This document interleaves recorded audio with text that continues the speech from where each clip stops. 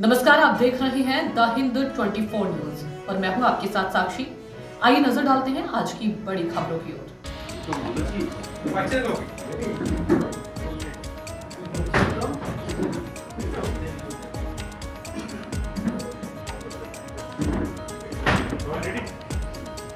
বলবো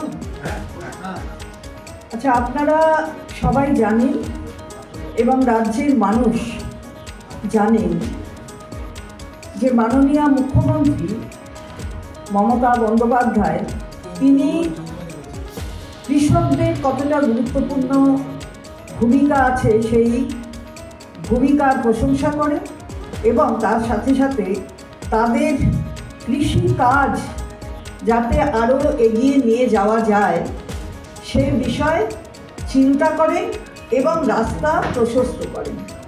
কৃষিকাজকে উৎসাহিত করতে গেলে সার অর্থাৎ ফার্টিলাইজারের প্রয়োজন। এই ফার্টিলাইজার আগের জামানায় দীর্ঘদিন ধরে আগের জামানা থেকে যে ফার্টিলাইজারের কারখানাগুলো ছিল এখানে সেগুলো বন্ধ হয়ে গেছে।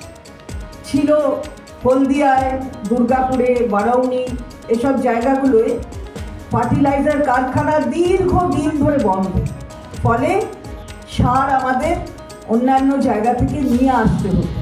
কিন্তু কৃষি কাজে কখনো অসুবিধা হোক এটা মুখ্যমন্ত্রী চানো না, ফলে এখানে যাতে ফার্টিলাইজার কারখানা হয় তার জন্য তিনি সচেষ্ট ছিলেন এবং আমাদের আনন্দ হচ্ছে বলতে বাংলার মানুষের প্রপোজালগুলো কিছু আগেও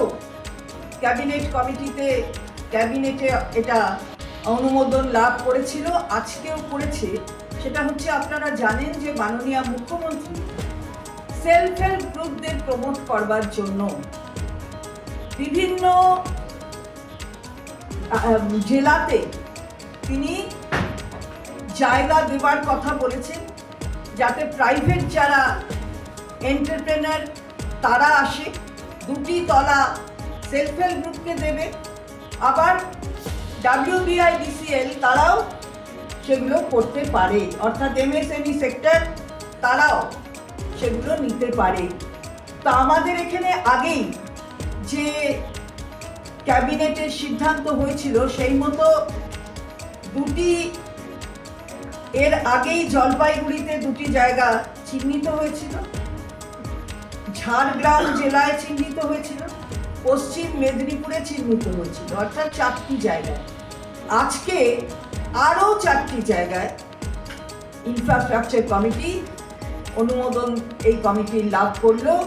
সেটির একটি হচ্ছে কুচবিহার জেলা, কুচবিহার, আরেকটি হাওড়ায়, আরেকটি হচ্ছে উত্তর দিনাজপুরে এবং আরও একটি চতুর্থটি হচ্ছে বাঁকুড়া ব্লক 1 নম্বর বাঁকুড়া 1, অর্থাৎ এখানে আরও 4টি, অর্থাৎ সব শুদ্ধ এখনো অবধি 8টি হলো।